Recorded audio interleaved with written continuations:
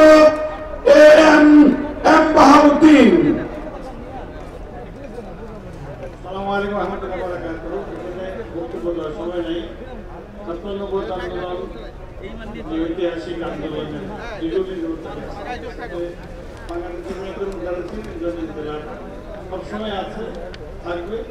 তবে শুধুমাত্র তাদের স্থাপনার দিকে তাকালে হবে না, তাদের সোশ্যাল মিডিয়াতে তাদের উপস্থিতি এখন ভীষণভাবে বেড়ে গেছে এবং তাদের একটা ইউটিউব চ্যানেল প্রত্যেক দিন প্রশ্নোত্তর পর্ব চালায়। আপনারা এখানে যারা আছেন তারা বিজ্ঞ আলেম, মাদ্রাসার ছাত্র, আপনারা বুঝেন, কিন্তু বাংলাদেশের অশিক্ষিত লোকগুলো বুঝে না। তারা যেই ভাষায় যেভাবে প্রশ্নোত্তর দেয় তাতে কিছু মানুষ দিনদার লোক বিভ্রান্ত হতে পারে। সরকার তাদেরকে কবে অমুসলিম ঘোষণা করবে, সংখ্যালঘু ঘোষণা করবে, সেটা সময়ের ব্যাপার হতো। কিন্তু এটা কিন্তু আজকের চ্যানেল আজকেই বন্ধ করে ইউটিউব চ্যানেল অবিলম্বে বন্ধ করা হবে।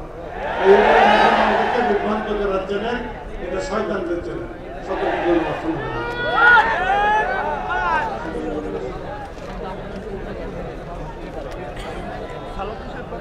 এই পর্যায়ে আমাদের সামনে গুরুত্বপূর্ণ অভিমত পেশ করবেন বাংলাদেশ জামাতে ইসলামীর সহকারী সেক্রেটারি জনাব রফিকুল ইসলাম খান।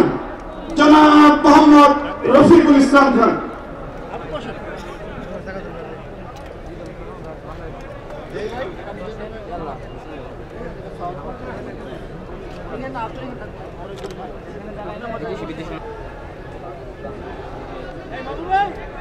আলহামদুলিল্লাহি রাব্বিল আলামিন, আসসালাতু ওয়াসসালামু আলা রাসূলিহিল কারীম ওয়া আলা আলিহি ওয়া সাহবিহি আজমাইন।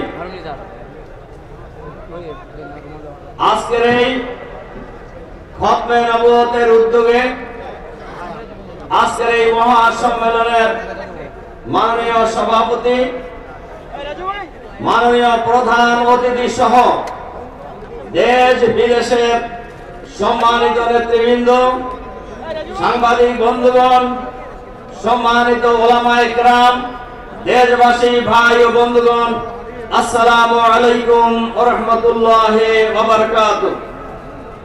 সংগ্রামী ভাই এবং বন্ধুগণ, আজকের এই সরোয়ার্দী উদ্যানে আজকে আমরা যে মহাসম্মেলনে উপস্থিত হয়েছি, এটা আজকে শুধু সরোয়ার্দী উদ্যান নয়, গোটা বাংলাদেশের সরোয়ার্দী উদ্যানে পরিণত হয়েছে।